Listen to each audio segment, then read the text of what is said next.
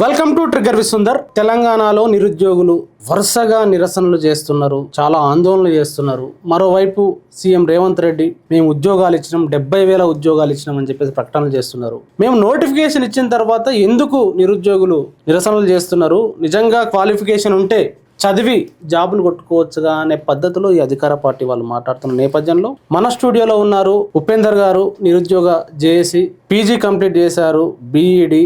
అట్లా చెప్పుకుంటూ పోతే ఆయన క్వాలిఫికేషన్ చెప్పడానికి ఒక 5 నిమిషాల కంటే ఎక్కువ టైం తీసుకోవాల్సి ఉంటుంది. హైలీ క్వాలిఫైడ్ మన ఉపేందర్. హలో. ఈరోజు ముఖ్యంగా రేవంత్ రెడ్డి గారు ముఖ్యమంత్రిగా ఒక కామెంట్ చేశారు. మేము 5,000 ఉద్యోగాలు ఇచ్చినాం. 5,000 ఉద్యోగాలు ఇచ్చిన తర్వాత మీరు ఎందుకు ఆందోళన చేస్తున్నారు? మొత్తమే ఉద్యోగాలు ఇవ్వని సందర్భంలో మీరేం మాట్లాడలేదు. ఇప్పుడు ప్రిపేర్ అయ్యి జాబులు కొట్టొచ్చు కదా అంటూ మాట్లాడారు. దానిపైన మీ కామెంట్ ఏంటి? అయితే ఇక్కడ ప్రధానంగా చెప్పేది ఏంటంటే అన్న, 5,000 ఉద్యోగాలు వద్దు అని చెప్పలేదు. ప్రాబ్లం ఏంటంటే వీళ్ళకు కమ్యూనికేషన్ స్కిల్ ఉందో లేదో తెలియదు, కానీ కాన్సెప్ట్ అర్థం కాలేదు. 5,000 ఉద్యోగాలు వద్దు, నోటిఫికేషన్లు వద్దని చెప్పలేదు. గౌరవ డీజీపీ గారు పబ్లిక్గా 19,000 ఉద్యోగాలు డిపార్ట్మెంట్ మినిస్ట్రీ ఆఫ్ హోంశాఖలో 19,000 పోలీసు ఉద్యోగాలు ఖాళీగా ఉన్నాయని ప్రకటన చేశారు. చేసినప్పుడు ఆ 19,000 ఖాళీలను భర్తీ చేయండి, 5,000 వద్దు అంటారు. కానీ అసలు ఉద్యోగాలు నోటిఫికేషన్లు వద్దు అన్నది కాన్సెప్ట్ కాదు. కాన్సెప్ట్ అర్థమైందిగా.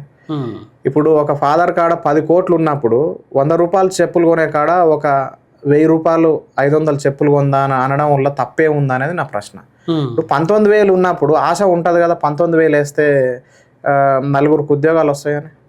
ఆ తరహాలో 19,000 ఉద్యోగాలు వెయ్యాలి అనే డిమాండ్. ఒక 2-3 నెలలు లేట్ అయినా ఇబ్బంది లేదు. 5,000 7,347 పోస్టులు కాకుండా 19,000 పోస్టులు వేయండి అనేది నిరుద్యోగుల డిమాండ్. ముఖ్యమంత్రి గారు వక్రీకరిస్తారు. నోటిఫికేషన్లు భారతదేశంలో ఎక్కడ కూడా నోటిఫికేషన్లు వద్దు అని చేసే రాష్ట్రం ఉంటే అది కేవలం తెలంగాణలే అని చెప్తే, నా ఎగ్జాంపుల్ ఏం చెప్తున్నా అంటే, పీరియాడికల్ లేబర్ ఫోర్స్ సర్వే రీసెంట్గా గణాంకాలు వదిలిపెడితే అన్ఎంప్లాయ్మెంట్ తెలంగాణ రాష్ట్రం అనేది దేశంలో 3వ ర్యాంక్ ఉంది.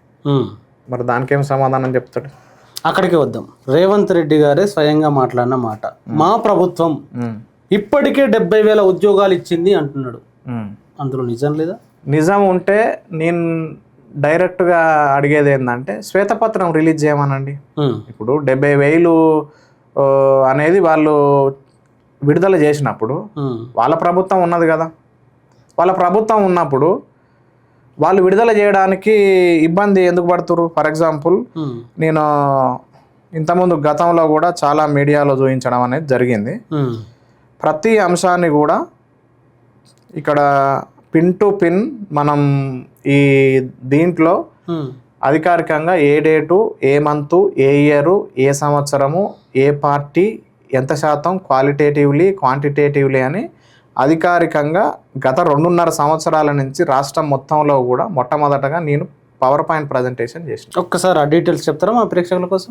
ఇక్కడ మనం ఏ సంవత్సరంలో ఎన్ని ఉన్నాయి అనేది, ఎన్ని ఖాళీలు ఉన్నాయి, ఎన్ని ఇచ్చింది అనేది ఇలా మొత్తం డీటెయిల్స్ ఉన్నాయి.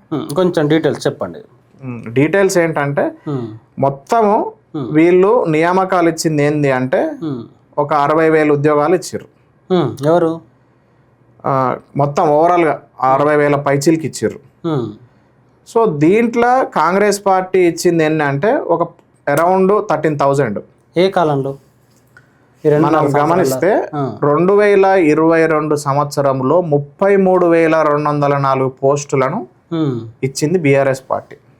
2023లో 14,299 పోస్టులు ఇచ్చింది బీఆర్ఎస్ పార్టీ.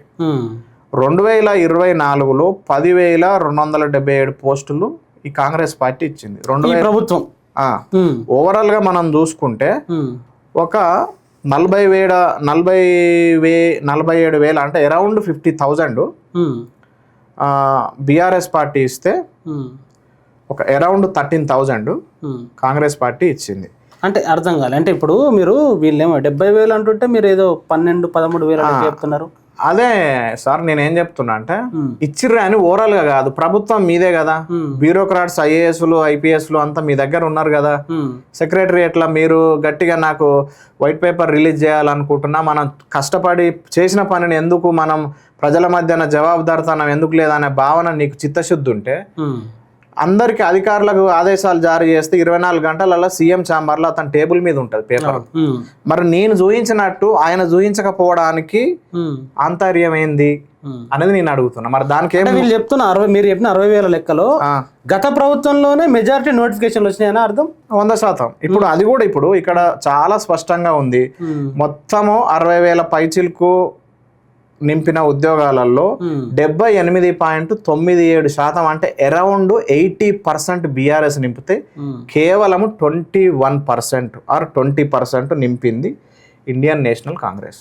నేను ఇంత అథెంటిక్గా మాట్లాడుతున్నా, వాళ్ళ మాదిరిన వాళ్ళదొక వాళ్ళు ఎట్లా మాట్లాడుతారో ఒకసారి వినండి. 60,000 ప్రభుత్వ ఉద్యోగాలు ఇచ్చిన నేను గర్వంగా చెప్తున్నా. 70,000 మందికి ప్రభుత్వ ఉద్యోగాలు కల్పించిన ఘనత కాంగ్రెస్ పార్టీ ప్రభుత్వానికి. నాయకత్వంలో చట్టపరంగా న్యాయపరంగా 1,00,000 మంది ప్రభుత్వ ఉద్యోగులను నియమించి ఒక ముఖ్యమంత్రి 60 అంటాడు, ఇంకో మంత్రి 70, శ్రీధర్ బాబు 70 అంటాడు, పొన్నం ప్రభాకర్ ఇక 1,00,000 సర్కార్ పాట 1,00,000 అని చెప్తాడు. అంటే మార్కెట్లో చిల్లరగా ఏదో వేలం పాట వేసినట్టు చెప్తున్నారు. అంటే వీళ్ళ దగ్గర ఎంత చిత్తశుద్ధి ఉంది. ఒక ముఖ్యమంత్రి చీఫ్ మినిస్టరే చీప్ గా మాట్లాడితే అసలు ఆ పదవికి ఉన్నటువంటి అర్హత, అతని మీద విశ్వసనీయత రేపు చేసే ప్రకటనల మీద సాధారణ ప్రజలకు ఉంటుందా? దీన్ని బట్టి ఉండదు కదా. అది అంటే ఇప్పుడు 60, 70, 1,00,000 అంటే ఏ నెంబర్ అది? పెద్ద పోస్ట్ కనిపిస్తుంది. ఇప్పుడు నేను చూపించింది ఎంత అథెంటిక్ ఉంది. ఆ తరహాల qualitatively quantitatively date, month, year, ఏ సంవత్సరం అనేది నీది ప్రభుత్వం, నువ్వు మీరు అధికారంలో ఉన్నారు, మీరు గట్టిగా ఆదేశాలు చేస్తే 24 గంటలలో నీ ఛాంబర్లు ఉంటుంది. శ్వేతపత్రం రిలీజ్ చేయాలి ఈ జాబు నోటిఫికేషన్ల పైన, నియామకాల పైన, ఖాళీల పైన వాళ్ళు శ్వేతపత్రం రిలీజ్ చేయాలి. ఈ 2.5 సంవత్సరాల నుంచి ఎందుకు చేయట్లేదు అనేది నా డిమాండ్. రెండో అంశం ఏంటంటే ఇక్కడ ఇంకొక పాయింట్, ఇప్పుడు గతంలో కాంగ్రెస్ మేనిఫెస్టోలో ఉద్యోగాల గురించి గతంలో ఏదైతే ప్రియాంక గాంధీ గారి హామీ, అదే విధంగా రాహుల్ గాంధీ గారు మీతో పాటు స్వయంగా ఈ లైబ్రరీ దగ్గర వచ్చి కూర్చొని చెప్పిన మాటలు, ఇచ్చిన హామీలు అమలు కాలేదా? అమలు కాలేదు. ఇప్పుడు మనం నిరుద్యోగ అభివృద్ధి గురించి సెప్టెంబర్ 17 నాడు అన్ని ఖాళీల సెప్టెంబర్ 17 నాడు అన్ని ఖాళీల నియామక పత్రాలు లబ్ధిదారులకు ఇచ్చి శాశ్వతంగా క్రమం తప్పకుండా ప్రభుత్వంలో ఉన్న ఖాళీలను భర్తీ చేసే బాధ్యత కాంగ్రెస్ పార్టీ తీసుకుంటుంది. అదేవిధంగా ఉద్యోగాల కోసం ప్రయత్నం చేసి ఉద్యోగ ఉపాధి దొరకక నిరాశ చెందుతున్న నిరుద్యోగ యువకులకు ప్రతి నెల 4,000 రూపాయల ఈ 4,000 రూపాయల ప్రతి నెల నిరుద్యోగులకు నిరుద్యోగ భృతి ఇస్తున్న ప్రకటన ఇప్పుడు మన కింద ఉన్న సాధారణ ప్రజలు ఈలలేస్తురు, చప్పట్లు కొడుతురు.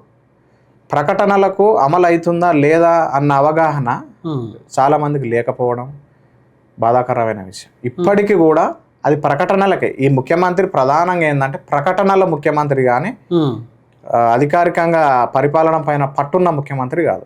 అప్పుడు రాహుల్ గాంధీ వచ్చిన రోజు ఏం మాట్లాడి మీతోటి?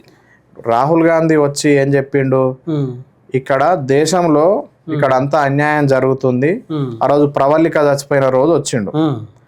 అదే విధంగా 2 లక్షల ఉద్యోగాలు ఖాళీగా ఉన్నాయి, మీకు ఇన్ని ఉద్యోగాలు ప్రభుత్వం వేయట్లేదు అని చెప్పి చెప్తుంది Rahul Gandhi.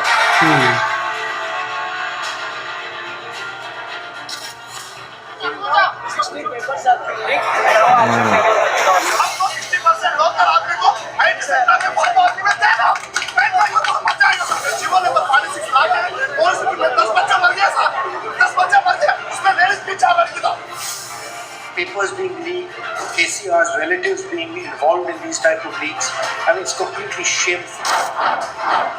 youngsters who've been studying, putting their own money, their parents' money, and then finding that they simply cannot get a job. After 5 years ago, I came here. CM assured us within 6 months you are going to get a job. Like that, postponed every time. And it's something that we absolutely have to change. That's why our first step is going to be helping the students with government jobs, helping them with their education. We have released a detailed job calendar for 2 lakh government jobs in the first year of our government. We'll also revamp TPSC on the lines of UPSC, and as part of the Yuva Vikasam guarantee, we will provide Vidya Bharosa cards of up to rupees 5 lakhs as financial assistance for education related expenses, college, university and coaching fees. That's our first step with regards to the youngsters of Telangana, and we are committed to fulfill the guarantees that I have stated. Job calendar ఇస్తా అన్నది ఒకటి, ఉమ్, రాజీవ్ యువ వికాసం up to 5 lakhs అన్నది రెండోది. దాంతో పాటు ఈడ 2 లక్షల ఉద్యోగాలు ఉన్నాయి, చాలా కమిటెడ్గా ఉన్నాము అనేది మూడో అంశం. ప్రధానమైన అంశాలు చెప్పిండు. అవును. ఇలా ఒకటని ఇంప్లిమెంట్ అయిందా అంటే ఇట్లా ప్రకటనలు చేస్తుండు కాబట్టి ప్రతి సంవత్సరం కూడా ఒక్కొక్క పార్టీ ఒక్కొక్క రాష్ట్రంలో వీళ్ళు అధికారంలో రాకపోవడానికి కారణం ఎందుకంటే అంటే క్రెడిబిలిటీ పోతుంది, గుడ్ విల్ అనేది పోతుంది. అంటే నేనైనా keep on saying that lies, one day they will stop listening and believing us. Is it not true? ఇప్పుడు వాళ్ళు ప్రకటన ఏం చేసిండు, చాలా కమిటెడ్గా ఉన్నది. ఇక్కడ యంగ్స్టార్స్ చాలా అంటే వాళ్ళ యంగ్స్టార్స్ డబ్బులు చదువుతూ ఉన్నారు, పేరెంట్స్ డబ్బులు ఇన్వెస్ట్మెంట్ చేస్తూ ఉన్నారు. ఇవన్నీ keep on investing on the education. మరి డబ్బులంతా వృధా అవుతుంది కాబట్టి మేము ప్రభుత్వం వచ్చినాక ఈ 2 లక్షల ఉద్యోగాలను భర్తీ చేస్తాము మొదటి ఏడాదిలోనే అనేది ఒక అంశము. 5 లక్షల వరకు ఫినాన్స్గా మేము లోన్లు ఇవ్వడం అనేది ఒకటి అనేది వీళ్ళు స్పష్టంగా చెప్తారు. మీరు రెగ్యులర్ అప్డేట్ చేస్తూ ఉన్నారు కదా, ఎప్పుడన్నా ఇది జరిగినట్టు ఉన్నదా?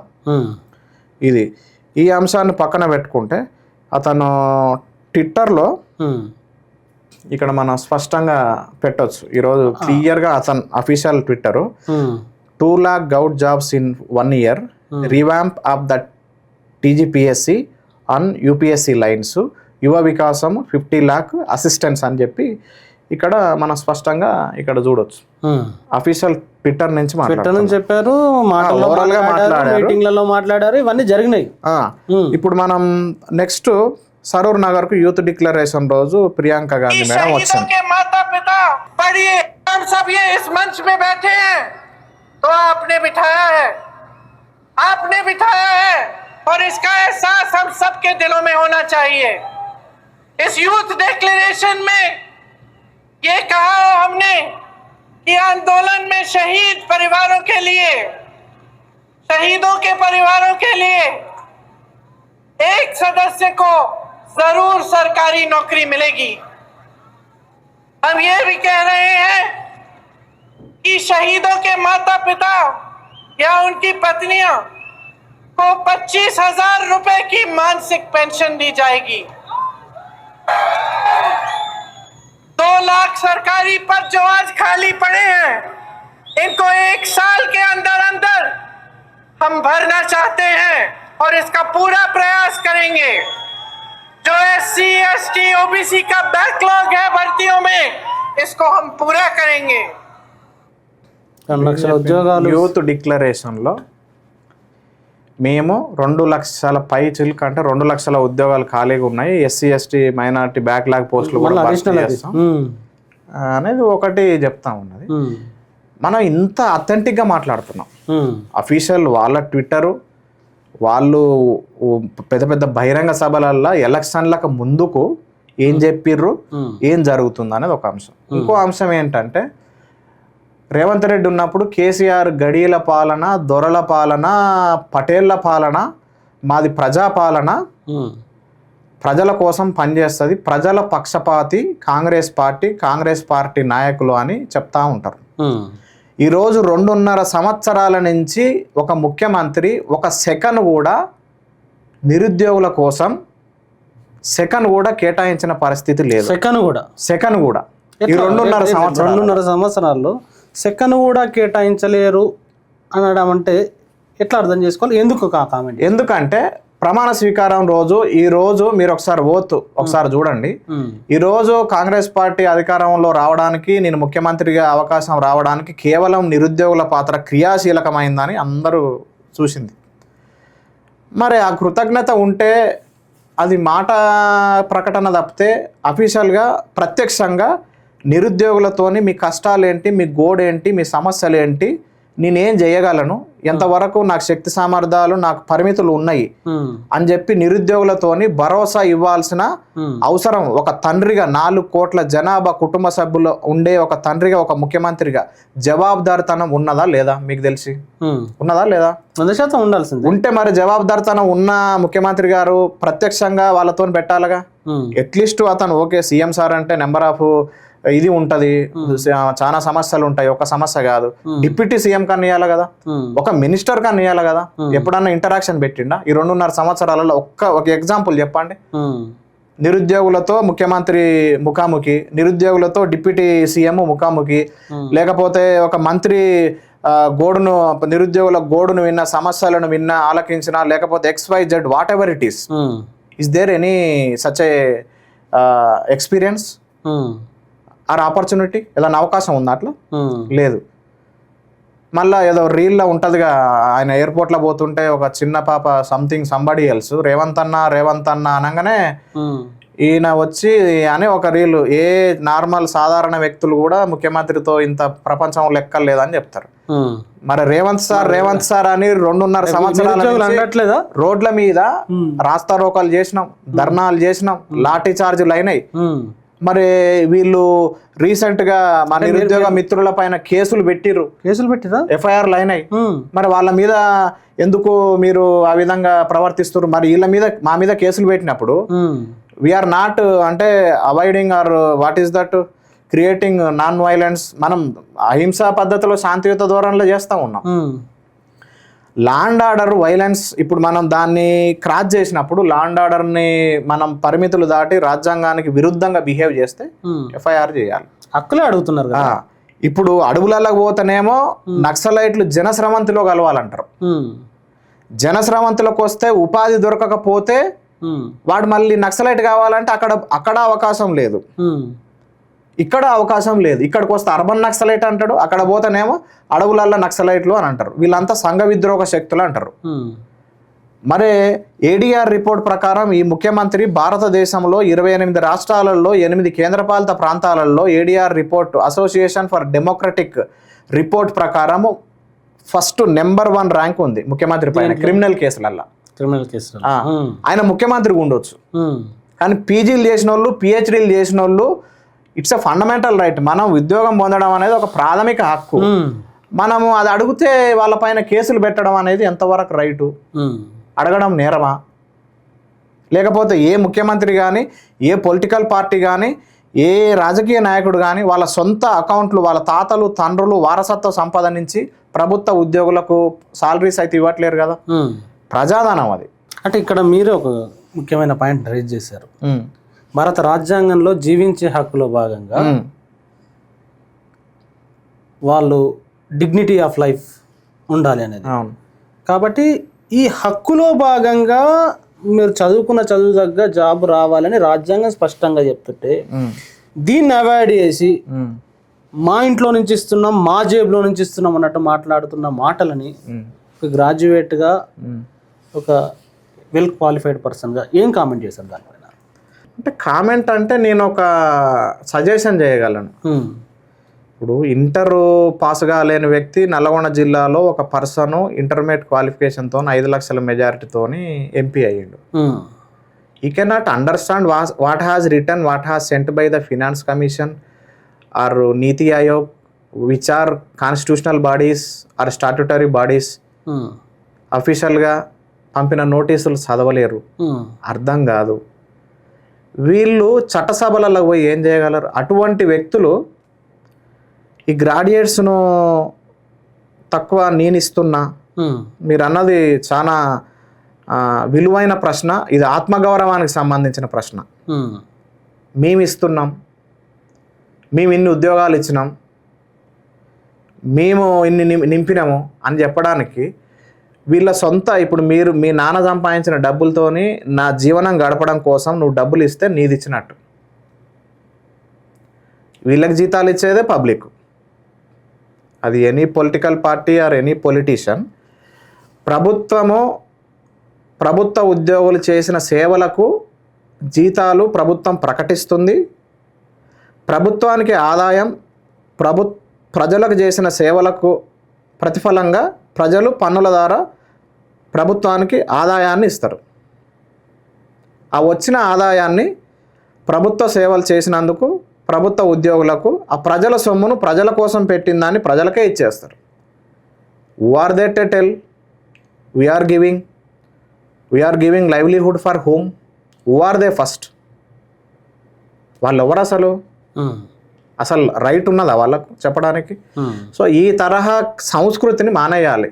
మా పార్టీ ఇచ్చింది 70,000 ఇచ్చినాము, మేము ఇచ్చినాము అంటే వీళ్ళ తండ్రి, వీళ్ళ తాత, వీళ్ళకున్న వారసత్వ సంపదలను అమ్మి గ్రూప్ 1, గ్రూప్ 2, గ్రూప్ 3 వీళ్ళందరి ప్రభుత్వ ఉద్యోగులకు ఆ సంపదలు 1000 కోట్లు. మీ తాత ఇప్పుడు వెదిరే రామచంద్రారెడ్డికి ఇట్లా వీళ్ళు ఉన్నారు. ఈరోజు కామ్రేడు మన కమ్యూనిస్టు యోధుడు భువనగిరి ఎమ్మెల్యే చనిపోయినారు.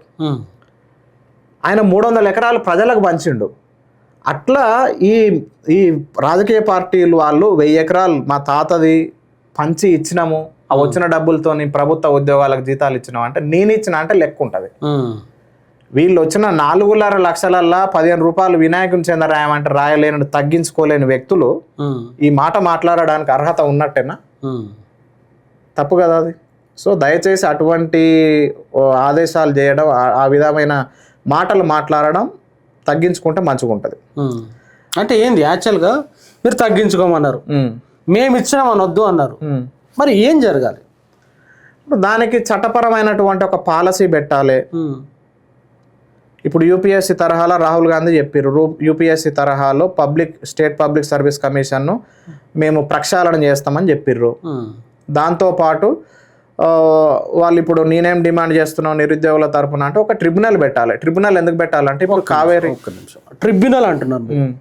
నిజంగా భారతదేశంలో ఏ విద్యార్థి కానీ ఏ విద్యార్థి సంఘం కానీ ఇంతవరకు డిమాండే చేయలేదు. అవును. అసలు ట్రిబ్యునల్ ఎందుకు పెట్టాలి, ట్రిబ్యునల్ ఏం చేస్తుంది కొంచెం డీటెయిల్గా చెప్తారా? సో ట్రిబ్యునల్ అంటే ఇది ఒక ప్రత్యేకమైన కోర్టు. ఎట్లా అంటే ఇప్పుడు సుప్రీంకోర్టు, హైకోర్టు తీసుకుంటే దాంట్లో సివిల్ కోర్టులు, క్రిమినల్ కేసులు, కొన్ని వేల కోర్టులు, దాంట్లో రకరకాల పిల్లు వేస్తూ ఉంటారు. అవును. సో మనకు జస్టిస్ న్యాయం జరగాలి అంటే మనము ట్రయల్స్ జరుగుతూ ఉంటాయి, సంవత్సరాలు జరుగుతూ ఉంటాయి. హూ ఈజ్ ద విక్టిమ్ అనేది దొరకదు. సో మనం కావేరీ, కృష్ణ మనం చూస్తూ ఉంటాం ట్రిబ్యునల్. గ్రీన్ ట్రిబ్యునల్ అని చెప్పి వాతావరణానికి సంబంధించింది, క్యాట్ అని చెప్పి సెంట్రల్ అడ్మినిస్ట్రేషన్ ట్రిబ్యునల్ అని చెప్పి. అంటే ట్రిబ్యునల్ ఏంటంటే ప్రత్యేకంగా ఒకే అంశానికి సంబంధించినటువంటి సమస్యలను మాత్రమే పరిష్కరిస్తుంది. అట్లా ఎడ్యుకేషన్కు సంబంధించినటువంటి కోర్టు కేసులు ఏదైనా ఉంటే, ఇప్పుడు గ్రూప్ 1 లీకేజ్ అయ్యింది, రకరకాల సమస్యలు మనకు 2-3 సంవత్సరాల నుంచి హైకోర్టు అని దాన్ని మళ్ళీ అప్పీల్ చేసుకోవడం, సుప్రీంకోర్టుకు అని చెప్పి సంవత్సరాలు కాలయాపన చేయడం వలన ఆస్పిరెంట్స్ డబ్బులు కట్టలేక సందిగ్ధములు ఉండి ఒక సంవత్సరం క్వాలిఫై అయిన వాళ్ళు మళ్ళీ సంవత్సరం కుటుంబాల పరిస్థితి ఏదో ఒక రీత్యా క్వాలిఫై కాకపోవడం వల్ల కాలయాపన జరుగుతుంది. ట్రిబ్యునల్ ఉన్నదనుకో, ప్రత్యేకంగా తెలంగాణ రాష్ట్రంలో మనకు ఎడ్యుకేషనల్ ట్రిబ్యునల్కు ప్రత్యేకంగా ఉన్నదనుకో ఇండియాలో, ఇప్పుడు మనం ఎగ్జాక్ట్లీ అక్కడికే పోతాం, సమస్యను చెప్తాం, విత్ ఇన్ మంత్లో ప్రాబ్లం సొల్యూషన్ వస్తుంది. అది ట్రిబ్యునల్ ఉండాలనేది ప్రధాన డిమాండ్. యూపీఎస్సీ తరహాలో కూడా ఎట్లా అంటే యూపీఎస్సీలో ప్రతి సంవత్సరం అరౌండ్ ఒక 1000 పోస్టులు ఐఏఎస్లు, ఐపీఎస్లు, ఐఆర్ఎస్లు ఇట్లా నోటిఫికేషన్ విడుదల చేస్తారు. క్యాలెండర్ ఉండాలనేది. అవును. మీరు ఎప్పుడన్నా భారతదేశంలో యూపీఎస్సీలు, ఐఏఎస్లు పెంచండి, ఐపీఎస్లు పెంచండి రాష్ట్రాల్లో ఒకళ్ళు ధర్నాలు చూసారా? జరగలేదు. ఇప్పుడు ఎందుకు జరగలేదు? ఉన్న ఖాళీలు డిస్ప్లే చేస్తారు అఫీషియల్ వెబ్సైట్లో, అన్నీ వేస్తారు. మళ్ళీ దాంట్లో 99% ఫెయిల్ అయితే 1% పాస్. అప్లికేషన్లు more than 10 lakhs అట్లా వస్తాయి. ఉన్న పోస్టులు ఎన్ని? 1000. అట్లా టీజీపీఎస్సీ బోర్డులో చూసుకున్నట్టయితే బీఈడీ లెక్చరర్స్ 17 సంవత్సరాల నోటిఫికేషన్, 17 ఏళ్ళ నుంచి 17 ఏళ్ళు, అరౌండ్ 2 దశాబ్దాలు. డైట్ కూడా అక్కడ లెక్చరర్స్ పోస్ట్ లేక అది కూడా 17 సంవత్సరాలు, డిఎల్ పోస్ట్ లేక 12 సంవత్సరాలు. ఇంకా ఫారెస్ట్ బీట్ ఆఫీసరు ఇవన్నీ ఇరిగేషన్ డిపార్ట్మెంట్లో 5 సంవత్సరాలు, 10 సంవత్సరాలు, 12 సంవత్సరాలు, 15 సంవత్సరాలు. ఇవన్నీ చేయడం వలన ఇప్పుడు బిస్వాల్ కమిటీ 2 లక్షల ఉద్యోగాలు 17-18 కేసీఆర్ ఉన్నప్పుడే నివేదికలు ఇచ్చినాయి. రేవంత్ రెడ్డి పదే చెప్పిండు 2 లక్షల ఉద్యోగాలు ఖాళీలు ఉన్నాయి, దాన్ని వేగిరైనా భర్తీ చేయాలని అన్నారు. మరి ఇప్పుడు ఒక 4-5 సంవత్సరాలు గడిచిపోయింది, మళ్ళీ ఇలా ప్రమోషన్స్ ట్రాన్స్ఫర్స్ వస్తే ఖాళీలు ఏర్పడ్డాయి ఇంకెక్కువ. ఈ 2 లక్షల ఉద్యోగాలు ఖాళీలుగా ఉన్నప్పుడు మీరు 4,000-5,000తో ఇప్పుడు 10 మంది అన్నం పెట్టమని మీ ఇంటికి వచ్చిర్రు, అన్నం పెట్టండి అని. ఇప్పుడు మీరే 10,000 మందికి నా దగ్గర అన్నం ఉంది, పప్పుచారు ఉంది, పాలకూర ఉంది, కోడిగుడ్లు ఉన్నాయని మీరు ప్రకటనలు చేసి నేను 1,00,000 మందిని చేస్తా, 2 లక్షల మందికి భోజనం పెట్టే దమ్ము ధైర్యం నా దగ్గర ఉంది, లేకపోతే కేసీఆర్ కాడు ఉన్న ఆ తాళం వంటగది తాళం నాకు ఇయ్యి నేను బ్రహ్మాండంగా పెడతా అని చెప్పిండు. ఇప్పుడు తాళం సే నీ దగ్గరనే ఉందిగా. మరి 2 లక్షల మందికి అన్నం పెడతా అని చెప్పి వాగ్దానం చెప్పి మాటలు ప్రకటనలు చేసి అధికారంలోకి వచ్చినాక నువ్వు 5,000 మందికి 7,000 మందికి అన్నం పెడతా అంటే ఈ మిగిలిన మంది 1,93,95,000 మంది ఎక్కడ పోవాలి? దీన్ని నమ్మొచ్చిర్రు. మరి దానికి ఏం సమాధానం చెప్తారు అనేది నా ప్రశ్న. నిరుద్యోగ భృతి 4,000 రూపాయలు ఇస్తాను, అది పత్రిక ప్రకటనలకు ఎలాగ విజిల్ వేస్తారు, చప్పట్లు కొడుతురు, చప్పట్లు కొట్టి మళ్ళీ ఇంటికి పంపించారు. రాహుల్ గాంధీ వచ్చినప్పుడు అన్నీ సాల్వ్ చేస్తా అని చెప్పిండు. రాహుల్ గాంధీ చెప్పిన 4,000 లేవు, రాజీవ్ వికాసం 5 లక్షల వరకు లేదు, ఈ నిరుద్యోగ భృతి లేదు, 2 లక్షల ఉద్యోగాలు లేవు, ప్రియాంక గాంధీ చెప్పినటువంటి యూత్ డిక్లరేషన్ లేదు. వీళ్ళంతా కూడా పత్రికలకు కేవలం ప్రకటనలు చేసే తప్పితే ప్రాక్టికల్ పాలిటిక్స్ అనేది దమ్మున్న రాజకీయాలు అంటే వీళ్ళకి ఏంటంటే what is that social politics, practical politics తెలియదు. అంటే ఇక్కడ ఇంకొకటి పెందర్, ఇప్పుడు ఈ జాబ్ క్యాలెండర్ సంబంధించింది నిజంగా రెగ్యులర్గా నువ్వు అన్నట్టు వేస్తే రెగ్యులర్గా ఎవరు ఏది ప్రిపేర్ కావాలో ఏది ప్రిపేర్ కావద్దు డిసైడ్ అయిపోద్ది. ఈ ధర్నాలో ఈ కొట్లాటలో పంచాయతీలు ఇవి ఏమి ఉండయి, వాళ్ళు చెప్పినట్టు ప్రిపరేషన్లోనే ఉంటారు. జాబ్ క్యాలెండర్ వేయడానికి వీళ్ళకి వచ్చిన సమస్య ఏంది? గతంలో జాబ్ క్యాలెండర్ గురించి రేవంత్ రెడ్డి మాట్లాడాడు, ప్రతి ఒక్కరు మాట్లాడారు, రాహుల్ గాంధీతో సహా. మరి సమస్య ఎక్కడ వస్తుంది? ఏంటి దీనికి పర్మనెంట్ సొల్యూషన్ అంటే? పర్మనెంట్ సొల్యూషన్ అంటే ఇప్పుడు ఫర్ ఎగ్జాంపుల్ మీరు అద్భుతమైన ప్రశ్న అడిగారు. ఇప్పుడు వాళ్ళు ఒకటి మేనిఫెస్టోలో పెట్టిరా అంటే రాహుల్ గాంధీ ఒక పిఎం క్యాండిడేట్, జాతీయ స్థాయి రాజకీయాలు, దశాబ్దాల వారి రాజకీయ అనుభవం ఉన్న కుటుంబం, ఊరికే ఏం బెటరు. ఇప్పుడు వీళ్ళ పర్స్పెక్టివ్ ఏంటంటే ఉద్యోగాలు భర్తీ చేస్తే మన బడ్జెట్లో సగం డబ్బు ఉద్యోగాలకే రెవెన్యూ అనేది పోతుంది అనేది వాళ్ళ పర్స్పెక్టివ్లో ఆలోచన, రాజకీయ నాయకుల పర్స్పెక్టివ్. వచ్చిన డబ్బంతా అవాస్తవం, నేను చెప్తా అదే. వచ్చిన డబ్బు అంతా ఉద్యోగాలకు ఇస్తే మనం రేపు మీటింగ్లు పెట్టుకోవాలి. ఇప్పుడు మనం back to back Revanth Reddy sir meeting పెడతా ఉన్నాడు, మధ్యాహ్నం ఒకటి, మార్నింగ్ ఒకటి, ఆఫ్టర్నూన్ ఒకటి, యావరేజ్గా లేదన్నా 1 కోటి రూపాయలు అవుతుంది. బ్యాక్ టు బ్యాక్ రోజుకు 2-3 కోట్లు వేసుకుంటా పోతే అసలు మీటింగ్ పెడతావు, నువ్వు అన్ని బ్యాక్ టు బ్యాక్ పెట్టాల్సిన అవసరం లేదు. ఒకటి విలువైనది ఉంటే పెట్టండి. సో ఇక్కడ మ్యాటర్ మీరు చెప్పింది అసలు ఎందుకు 2 లక్షల ఉద్యోగాలు భర్తీ చేయకపోవడానికి కారణాలు ఏంటంటే పొలిటీషియన్లు ఆలోచించేది ఏంటంటే వచ్చిన బడ్జెట్ మొత్తం కూడా ఈ ప్రభుత్వ ఉద్యోగాలకు సాలరీస్ ఇస్తే మనకు మిగిలేది ఏంది, నెక్స్ట్ అభివృద్ధి చేయాలిగా మిగతా కార్యక్రమాలు, అది కూడా పాయింట్. దానికి కూడా సమాధానం చెప్తా. వృద్ధి అంటే ఏంది, అసలు ఆర్థిక వృద్ధి ఏంది, అభివృద్ధి అంటే కూడా చెప్తా. ఇవన్నీ వీళ్ళకు అవగాహన ఉండి కూడా కావాలని చేస్తారు. దాన్ని నేను స్పష్టంగా విశ్లేషణ ఉదాహరణలతో చెప్తా. సో వాళ్ళు ఏం చెప్తా ఉన్నారంటే ఈ డబ్బు అంతా వీళ్ళకి పోతుంది అనేది వాళ్ళ వచ్చిన బడ్జెట్ అంతా మీకే ఎందుకు అనేది వాళ్ళ అంశం. రెండో అంశం వాళ్ళ తరహాలో ఆలోచించేది ఏంటంటే రేపు వీళ్ళందరికి ఉద్యోగాలు వచ్చి సామాజికంగా రైట్ టు లైఫ్ ఆర్టికల్ 21 చెప్పినట్టు, మీరు చెప్పినట్టు dignity of labour, dignity of మన ఆక్యుపేషన్ కానీ వృత్తి అనేది గమనించినట్లయితే అందరు ఉద్యోగాలు చేసుకుంటే రేపు వీళ్ళకి జేజేలు కొట్టేటోళ్ళు ఎవరు? ఇప్పుడు జెండా పట్టుకొని అంగీలు చింపుకొని చొక్కాలు చింపుకొని గుండెల మీద చేతుల మీద టాటూలు వేసుకొని జెండాలు పోసుకుంటా జై జై అని జై బాబా అని సపట్లు కొట్టే సంఘం అంతా రాదు కదా. మెయిన్ థీమ్ ఇది. రేపు వీళ్ళ భవిష్యత్తు ఇక్కడ మీరు ఒక కీలకమైన కామెంట్ చేశారు. అంటే వీళ్ళకు జైలు కొట్టడం కోసము కాదు అంటే అభివృద్ధి కోసం వీళ్ళు ఆలోచిస్తలేరు, జైలు కొట్టడం కోసం 100%. ఉద్యోగాలు వేస్తలేరు అంటారా? డెఫినెట్లీ.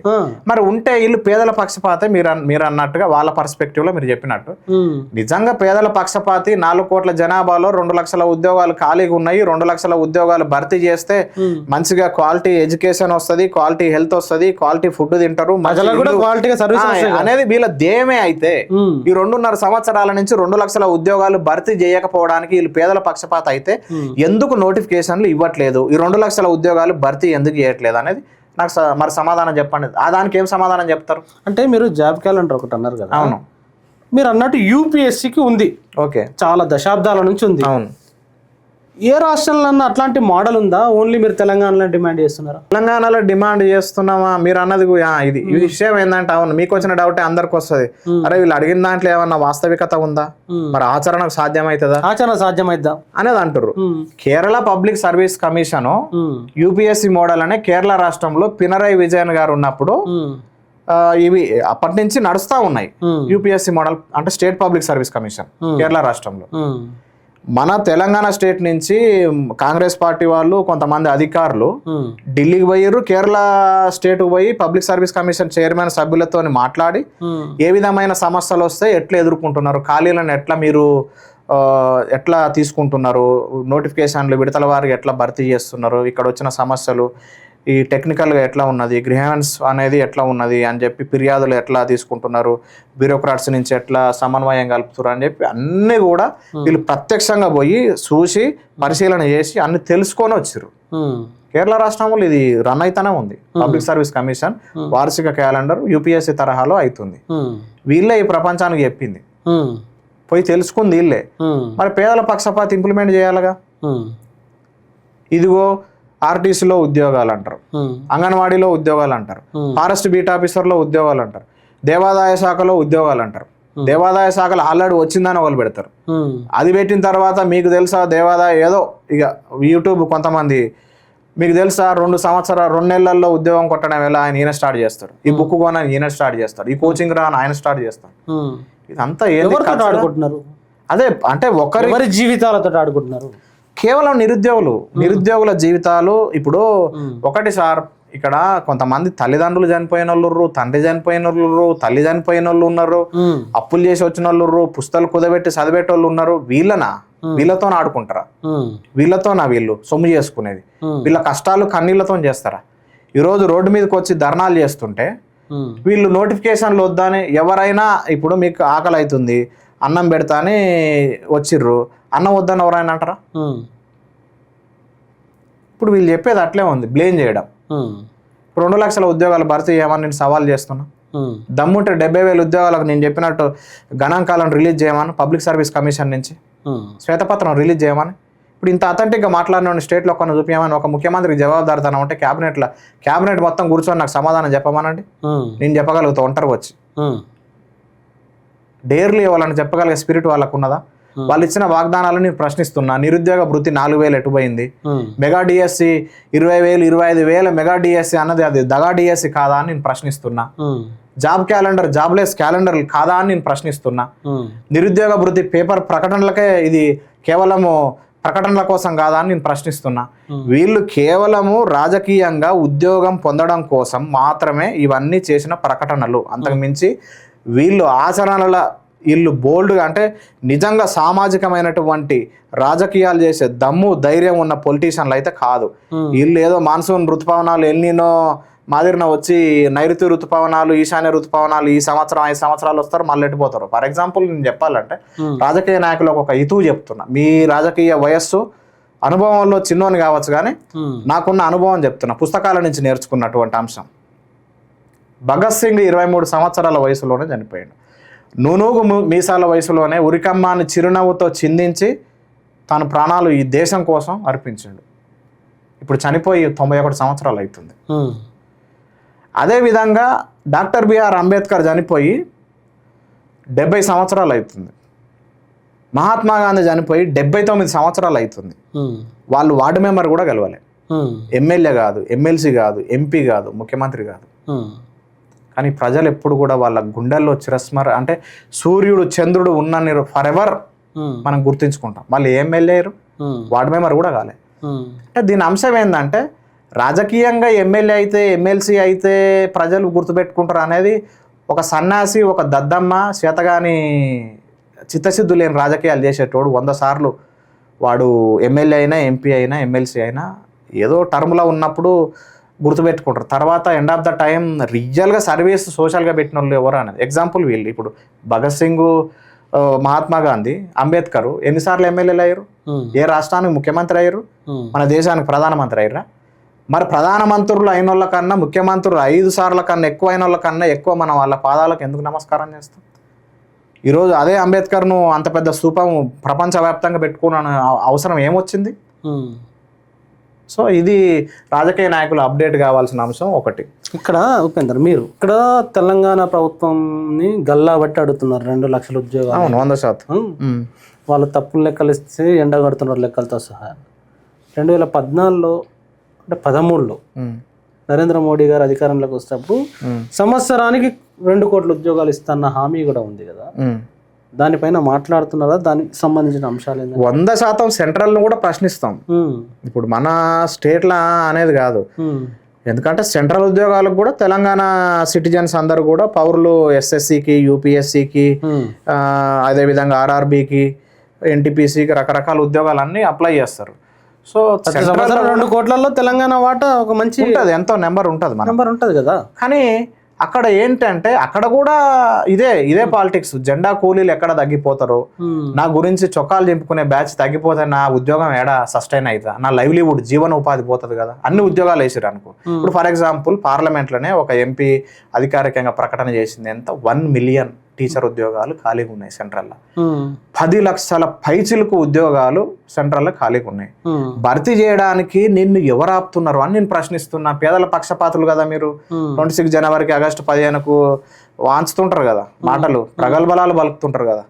నేను ఇన్ని గంటలు పని చేసినా, నేను మొత్తం పేదల పక్షపాతిని, నిద్ర కూడా పోను, మొత్తం పేదల గురించే నామస్మరణ చేస్తా అని.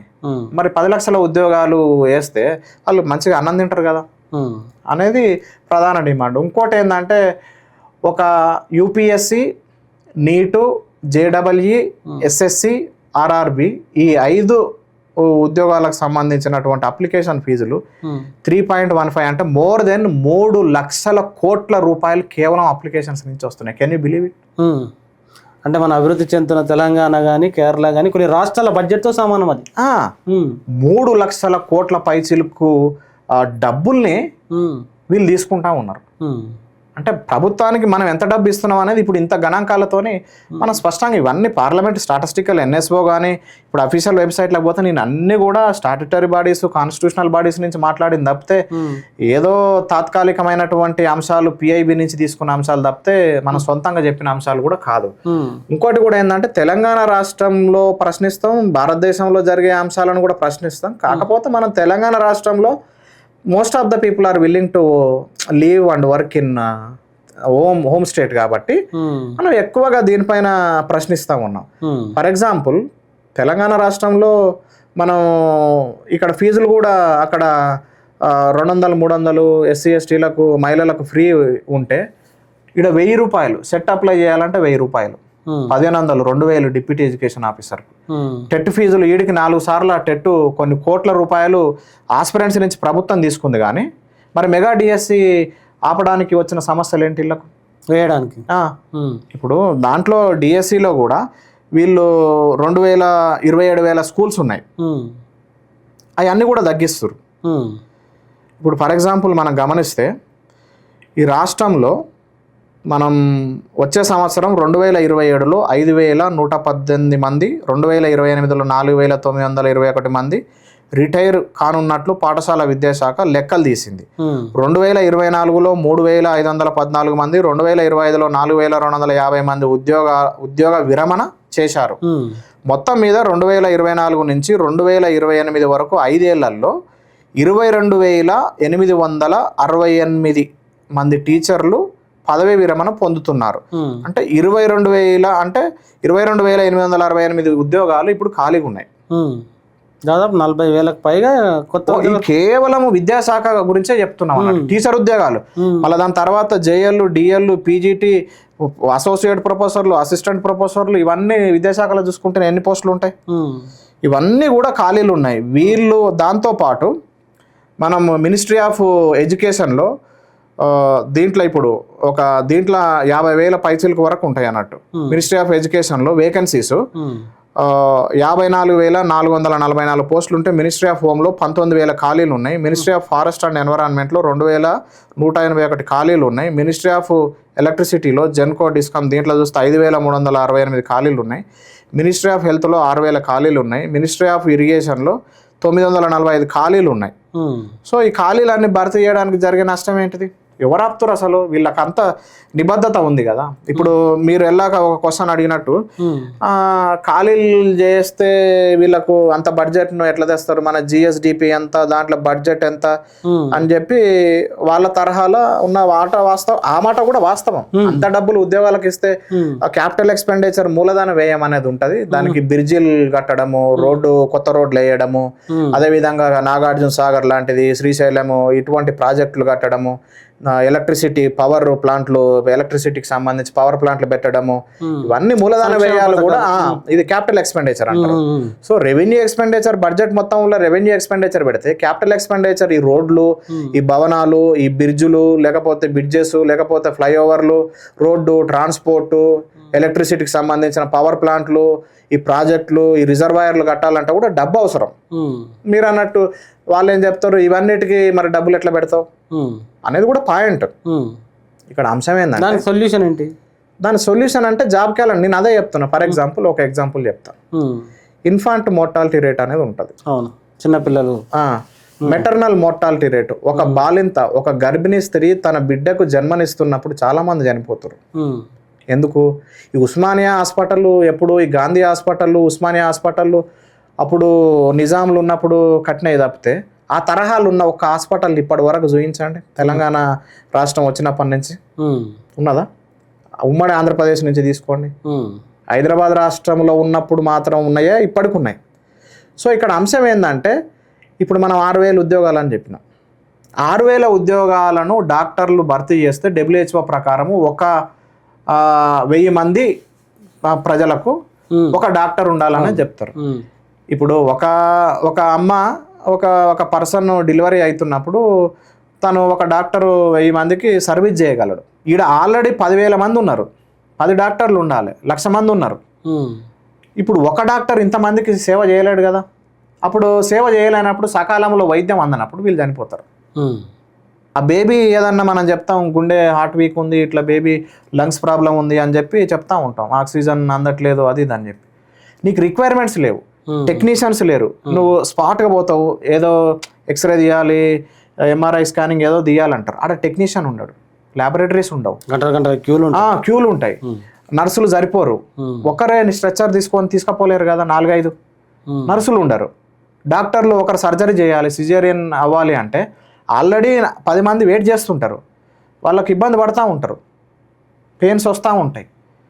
వాళ్ళు సివియర్ ప్రాబ్లం, ప్రాణం పోతున్నప్పుడు 10 మంది డాక్టర్లు ఉంటే, 10 మంది నర్సులు ఉంటే, 10 మంది టెక్నీషియన్లు ఉంటే, 10 మంది ఫార్మసిస్టులు ఉంటే మెడిసిన్ ఇస్తే ఈ జాప్యం జరగదు.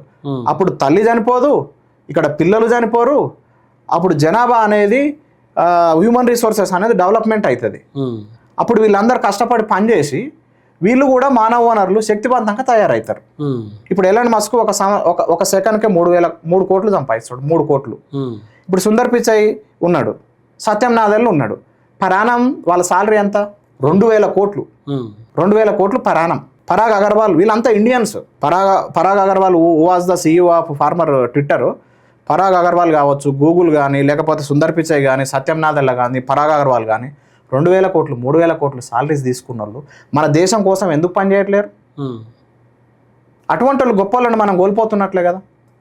అంటే మీరు చెప్పిన పర్స్పెక్టివ్లో ఈ విధంగా infant mortality rate, maternal mortality rate, ఇవన్నీ కూడా మనం ఖాళీలు భర్తీ చేస్తే ఈ సమస్యలు, టెక్నీషియన్లు వస్తారు, నర్సులు వస్తారు, డాక్టర్లు వస్తారు, ఈ చావులు అనేది ఉండవు. పోలీస్ 19,000 ఉద్యోగాలు అనేది ఖాళీగా ఉన్నాయి. ఇప్పుడు మనం కర్నూలులో ఒక పాపను చనిపోయారు, అది ఇంకా ఎక్కడ జరగట్లేదు. ఈరోజు ఒక మినిస్టరు ఏదో రేప్ కేసులు అని చెప్పి ఏదో అయి ఉన్నది. మనకు సిస్టమేటిక్గా చాలా కేసులు అట్లా పెండింగ్లు ఉన్నాయి. సో మనకు మెన్ పవర్ పోలీసు వాళ్ళు అనుకో అసలు అక్కడనే ఆపేస్తారు. ఇప్పుడు 19,000 ఖాళీలు భర్తీ చేస్తే ఏదన్నా లాఠీ చార్జ్ అవుతుంది, లేకుంటే ఘర్షణ అవుతుంది, 2 వర్గాలు కొట్టుకుంటున్నప్పుడు మెన్ పవర్ లేకపోవడం వలన మాటలతో మాట్లాడుకుంటా అన్నోళ్ళు ఆవేశం రీత్యా నిన్ను చంపిర్రు అనుకో, నీ ఫ్యామిలీ మొత్తం రివెంజ్ తీసుకోవడం కోసం వాళ్ళ ఫ్యామిలీ మీద ఇన్వెస్ట్మెంట్ చేస్తుంది. మళ్ళీ వాళ్ళ ఫ్యామిలీ అంటే అదే మెన్ పవర్ ఉందనుకో ఈ గొడవను ఆపేస్తారు, ఘర్షణ రాదు. జ్యుడిషియరీ సిస్టమ్ ఉందనుకో అది తుదిదే అంటే మామూలుగా మొదటి దశలో ఉన్నప్పుడే, ప్రైమరీ స్టేజ్లో ఉన్నప్పుడే పరిష్కారం చూపుతారు లాయర్లు ఉన్నప్పుడు. జ్యుడిషియరీ సిస్టమ్ అట్లుంటే హెల్త్ మనం డిస్కస్ చేసినటువంటి ఆరోగ్య శాఖలో ఏదైతే ఖాళీలు ఉన్నాయో ఆ విధమైనటువంటి చావులు ఉండవు. ఇప్పుడు యాక్సిడెంట్ అయ్యింది, 10 మంది లైన్ కట్టిర్రు, అరే సీరియస్గా ఆడు ఒక 2 నిమిషాలు 3 నిమిషాలు డాక్టర్ ఏం చెప్తారు, అబ్బా 10 నిమిషాలు ముందు వస్తే బతికేటోడయ్యా.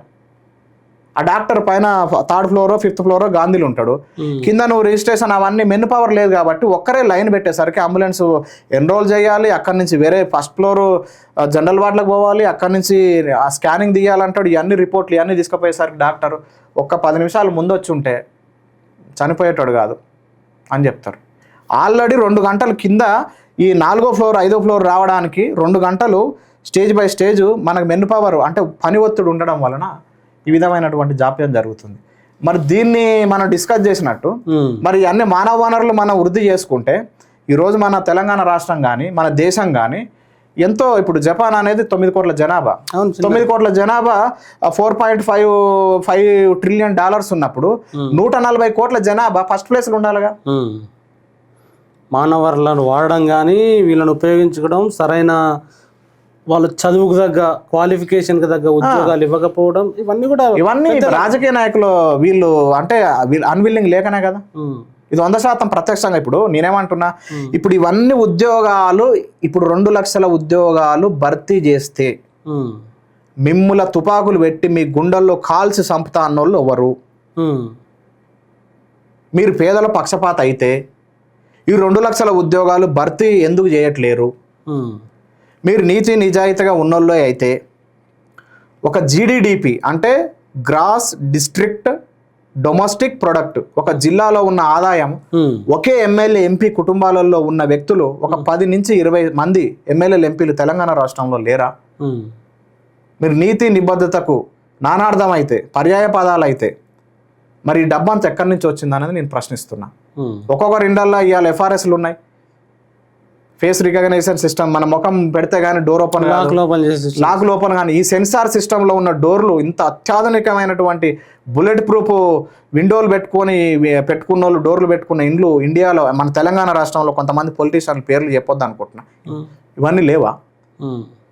మరి ఇది ఎగ్జాంపుల్ తార్కణం అంటే మనకు ఇది మోసం దగా కుట్రలు చేసిన డబ్బు కాదా అని నేను ప్రశ్నిస్తున్నా. ఫైనల్గా నిరుద్యోగ జేఏసీ కానీ ఒక యాస్పిరెంట్గా ఇప్పుడు ఇంకా 2.5 సంవత్సరాల వ్యవధి రేవంత్ రెడ్డి గారి ప్రభుత్వానికి కూడా ఉంది. సో ఒక పాజిటివ్ సజెషన్ చేయమంటే ఏం చేస్తుంది ప్రభుత్వానికి? పాజిటివ్ సజెషన్, ఒక ఆస్పిరెంట్గా నేను గత 3 సంవత్సరాల నుంచి సీరియస్గా యాక్టివ్గా ఈ మూమెంట్లో పార్టిసిపేట్ చేస్తున్నాను. నేను బ్యూరోక్రాట్స్తోని అప్రోచ్ అయినా, అధికార పక్షంతో అప్రోచ్ అయినా, ప్రతిపక్షంతో అప్రోచ్ అయినా, ఆస్పిరెంట్స్తో అప్రోచ్ అయినా, తల్లిదండ్రులతో అప్రోచ్ అయినాం, కొన్ని జిల్లాల పర్యటనలో తిరిగినాం. ఇవన్నీ 360 డిగ్రీస్లో అబ్జర్వ్ చేసిన దాన్ని బట్టి నాకు అర్థమైంది ఏంటంటే, దయచేసి రాజకీయ నాయకులు కానీ రాజకీయ పార్టీలు కానీ విద్యారంగం ఆరోగ్య రంగంలో దయచేసి మీ పాత్రలు పెట్టకండి. ఎందుకంటే మేమిచ్చినాం అనేది మానేయాలి. ఫస్ట్ ఒక చట్టం తీసుకురావాలి. వార్షిక క్యాలెండరు వివిధ శాఖలలో క్రమబద్ధంగా విడుదల చేయాలి నోటిఫికేషన్లు. ఫస్ట్ డిమాండ్ ఆటోమేషన్ కావాలి. ఇక మళ్ళీ ఈ రాజకీయ నాయకుల జోక్యం ఉండదు. ఇప్పుడు ఎట్లయితే 119 మంది ఎమ్మెల్యేలు ఉన్నారు, ఇప్పుడు 6 నెలల్లో మనం వేగిరనే భర్తీ చేయాలని చెప్పి ఒక 6 నెలల్లో భర్తీ చేయకపోతే ఇట్లా అని చెప్పి రాజ్యాంగంలో ఒక 6 నెలల్లో పెట్టేయాలని. మరి 17 సంవత్సరాల నుంచి ఇక్కడ ఉద్యోగం లేనప్పుడు మరి ఎవరిని అడగాలని నేను ప్రశ్నిస్తున్నా. ఆ తరహాలో ఒక చట్టం తేవాలి. వివిధ శాఖలలో ఏ ఖాళీలు 1 ఉంటే 1 ఖాళీ, 2 ఉంటే 2 ఖాళీలు. ఇప్పుడు ధర్నాలు అనేది జరగదు అప్పుడు. ఎందుకంటే ఇప్పుడు 10 ఖాళీలు ఉన్న కాడ 1000 డిమాండ్ చేస్తే అది చట్టరీత్యా నేరం, అది ఆచరణ కూడా సాధ్యం కాదు. సో ఫస్ట్ ఒక చట్టం తేవాలి, రెండో అంశం ఒక ట్రిబ్యునల్ ఉండాలి కేసులు జాప్యం కాకుండా, మూడో అంశం ఏంటంటే ఒక జాబ్ క్యాలెండర్, వార్షిక క్యాలెండర్ ఉండి వివిధ శాఖలలో ఉన్నటువంటి ఖాళీలను గుర్తించి అది అఫీషియల్ వెబ్సైట్లను డిస్ప్లే చేసి ట్రాన్స్పరెంట్గా ఉంటూ వాళ్ళకు జవాబుదారితనం టీజీపీఎస్సీ బోర్డు రాజ్యాంగబద్ధ సంస్థ దానికి ఉండాలి. ప్రభుత్వం పాత్ర ఎక్కువ ఉంటూ వీళ్ళు ఎవరైతే రాజకీయ నాయకుల పాత్ర ఉండొద్దు అనేది నా రిక్వెస్ట్. ఇది ప్రధానమైన డిమాండ్లు. మూడోది ఏంటంటే మన తెలంగాణ రాష్ట్రం ప్రధానంగా ఈ ఆవిర్భావానికి ప్రధాన కారణం ముల్కీ, నాన్ ముల్కీ, మళ్ళీ తొలిదేశ ఉద్యమం, మలిదేశ ఉద్యమం, నీళ్లు, నిధులు, నియామకము అని అంటున్నాం. తెలంగాణ రాష్ట్రం వచ్చినాక కూడా మళ్ళీ మన నీళ్లు పోతున్నాయి, మన నియామకాలన్నీ పోతా ఉన్నాయి అని చెప్పి ఫైట్ చేస్తున్నాం. అది పునరావృతం కావద్దు. మన తెలంగాణ రాష్ట్రం పురుడు పోసుకుందే నీళ్లు, నిధులు, నియామకాలు. ఈ నియామకాలను మనకు వచ్చి కూడా మన తండ్రి కూడా మనం అంటే టెనెంట్ ఓరియంటెడ్లో ఉన్న వ్యక్తులు పరిపాలించరు. ఇప్పుడు మన ఇండిపెండెంట్గా ఉండి కూడా మన రాష్ట్రాన్ని అభివృద్ధి దిశగా పోవాలంటే, మానవ వనరులను వాడాలంటే ఈ జాబులు మనం ఎలాగ డిస్కస్ చేసినట్టు infant mortality rate, maternal mortality rate, వైద్య శాఖలో వాళ్ళని అందరిని కాపాడుకుంటే ఎట్లుంటుంది, విద్యాశాఖలో కూడా ఈక్వల్ ఎడ్యుకేషన్ అనేది ఉండాలి. మనం ఎలాగ డిస్కస్ చేసినట్టు ఐసిఎస్సి ఒకటి, సిబిఎస్ఈ ఒకటి, స్టేట్ జిల్లా పరిషత్ హై స్కూల్ ఎడ్యుకేషన్ 3 కేటగిరీస్లో విభజించబడుతుంది. పరీక్ష మాత్రం ఒకటి పెడతారు. కానీ జిల్లా పరిషత్ హై స్కూల్లో చదివినోడు అదే యూపీఎస్సీ పేపర్, అదే గ్రూప్ 1 పేపర్, అదే జేడబ్ల్యూ నీట్ పేపర్ రాయాలి.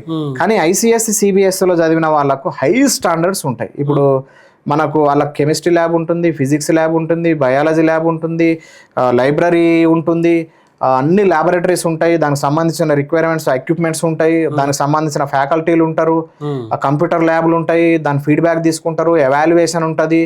ఇవన్నీ కూడా ఫండమెంటల్స్ వాళ్ళకి అన్ని అధునాతనమైనటువంటి ఫెసిలిటీస్ వాళ్ళకు ఉంటాయి.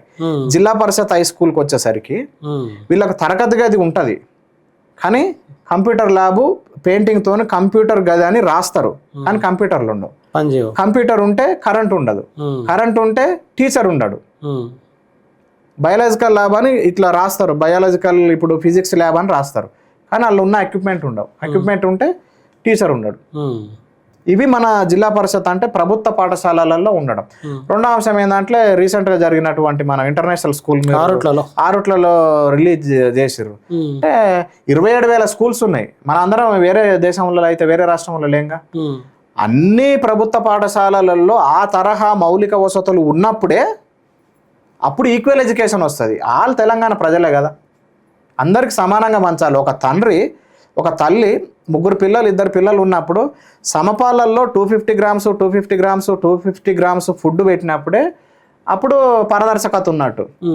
అందరికీ ఒకరికి 50 గ్రాములు పెట్టి మిగిలిన 500 గ్రాములు 600 గ్రాములు ఒక్కరికి ఇవ్వడం 700 గ్రాములు, అది మోసం కదా అనేది. ఒక తండ్రిగా ఏ ముఖ్యమంత్రి అయినా సమపాలల్లో ప్రేమను పంచాలనేది ప్రధాన ఉద్దేశం. సో ఈక్వల్ ఎడ్యుకేషన్ ఇవ్వాలి, ఈక్వల్ ఎడ్యుకేషన్ ఇచ్చి క్వాలిఫికేషన్ తగ్గ జాబ్ ఇవ్వాలి, అంతే. సో ఫైనల్గా ప్రధాన డిమాండ్స్ ఏంటంటే జాబ్ క్యాలెండర్ ప్రతి సంవత్సరం కూడా యూపీఎస్సీ తరహాలో వివిధ ఖాళీలను గుర్తించి అన్ని శాఖలలో క్రమ పద్ధతిలో నోటిఫికేషన్లు ఫస్ట్ క్వార్టర్ అంటే మొదటి త్రైమాసికం, రెండో త్రైమాసికం, మూడో త్రైమాసికం, 4వ త్రైమాసికం అని చెప్పి 4 త్రైమాసికాలు ఒక వార్షిక సంవత్సరంలో ఉంటుంది. 4 త్రైమాసికాలలో వివిధ శాఖలకు సంబంధించిన ఉద్యోగాలు క్రమ పద్ధతిలో భర్తీ చేయాలి పారదర్శకంగా అనేది ప్రధాన డిమాండ్. రెండో డిమాండ్ దీనికి చట్టం తేవాలనేది రెండో డిమాండ్. ఒక ట్రిబ్యునల్ ఉండాలనేది మూడో డిమాండ్. 4వ డిమాండ్ నిరుద్యోగుల పైనటువంటి ఈ మధ్యన పెట్టిన కేసులు అన్నింటినీ కూడా అవన్నీ తొలగించి వాళ్ళ వ్యక్తిగత జీవితంలో వాళ్ళు ఉన్నత దిశలో ప్రయాణించడం కోసం ఆ కేసులను కొట్టివేయాలనేది ఒక డిమాండ్. ఈ మానవ వనరులను అనవసరంగా వృధా చేయకుండా, సంవత్సరాలుగా చదవకుండా, వాళ్ళ సమయాన్ని దశాబ్దాలుగా ప్రిపరేషన్లో పెట్టకుండా ఈ వార్షిక క్యాలెండర్ రిలీజ్ చేసి వాళ్ళందరికీ న్యాయం చేయాలి. రాజకీయ నాయకుల ప్రమేయం పబ్లిక్ సర్వీస్ కమిషన్లో దయచేసి ఉండొద్దు అనేది 4వ డిమాండ్. ఇది నేను ప్రభుత్వానికి రిక్వెస్ట్ చేయాలనుకున్నది నా ఉద్దేశం. Thank you very much Upender. Thank you sir. ప్రజలారా విన్నారు కదా, ఉపేందర్ చాలా క్లియర్గా చెప్తున్నారు. ఫస్ట్ జాబ్ క్యాలెండర్ ఏదైతే చాలా దశాబ్దాలుగా విద్యార్థి సంఘాలు విద్యార్థులు కోరుకుంటున్నారు. ఏకంగా ఇక్కడ రాహుల్ గాంధీ వచ్చి అదే అంశాన్ని మాట్లాడారు, ప్రియాంక గాంధీ మాట్లాడారు, రేవంత్ రెడ్డి గారు కూడా జాబ్ క్యాలెండర్ ఇస్తా అని చెప్పారు, అలా ప్రభుత్వం ఆధ్వర్యంలో వేస్తామని చెప్పారు. మరి ఆ జాబ్ క్యాలెండర్ ఆటోమేషన్ చేయాలి, రాజకీయాల పాత్ర లేకుండా అనేది, రాజకీయ పార్టీల పాత్ర లేకుండా అనేది ఒకటి చెప్పారు ఉపేందర్. దాంతోపాటు స్పెషల్ ట్రిబ్యునల్స్ ఉండాలి, ఎడ్యుకేషన్లో ఏదైనా సమస్యలు వచ్చినప్పుడు సంవత్సరాలు ఈ నిరుద్యోగులు కానీ ఇంకేం సమస్యలు వచ్చినా ఆగకుండా ఉండాలి అనేది. తర్వాత ఈ పారదర్శకత ఉండాలని చాలా క్లియర్గా నిరుద్యోగుల మీద హక్కుగా మా జాబు మాకు ఇవ్వండి, మా క్వాలిఫికేషన్ ఇది ఉంది, దానికి జాబ్ ఇవ్వండి అంటే ఎట్లా కేసులు పెడతారు, ఎట్లా అరెస్టులు చేస్తారు, ఎట్లా ఎఫ్ఐఆర్లు చేస్తారు, ఏం చేద్దాం అనుకుంటున్నారు, నిరుద్యోగుల భవిష్యత్తు ఎట్లా ఆడుకుంటారు అనే ప్రశ్నలు చాలా క్లియర్గా చెప్పారు ఉపేందర్. సో చాలా అంశాలను చాలా డీటెయిల్డ్గా విశ్లేషణాత్మకంగా జనం భాషలో అర్థమయ్యేటట్టే మాట్లాడారు. మరి ఆయన చెప్పిన అంశాల పట్ల ప్రజలరా మీరు అందరూ చూస్తున్నారు, మీరు కూడా తప్పకుండా స్పందించండి. ఈ వీడియోని తప్పకుండా ప్రతి విద్యార్థికి ప్రతి యువకునికి చేరే వరకు షేర్ చేయండి. Thank you very much. చూస్తూనే ఉండండి డీటెయిల్.